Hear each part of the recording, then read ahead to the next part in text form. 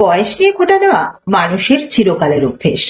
যে মানুষটা নিজের বয়সের খেয়াল না রেখে শিশু সুলভ আচরণ করে তাকে থামিয়ে দেবেন না।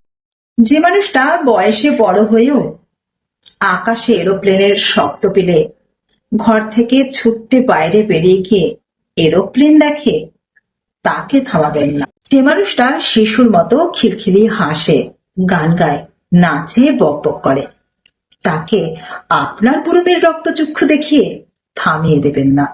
তাকে তার মতো থাকতে দিন। তোর তো বিয়ে হয়ে গেছে, এখন এরকম ছেলে মানুষই করলে হবে? তোর তো ছেলে হয়ে গেছে, এখন এরকম ছেলে মানুষই করলে হয়?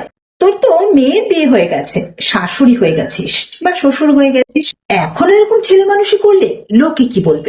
লোকে যাই বলুন, আপনি বরং আপনার থেকে শুরু করুন। এবার থামুন। প্রতিটা মানুষের মধ্যেই একটা শিশু বেঁচে থাকা ভীষণভাবে প্রয়োজন। তাকে বাঁচতে দিন।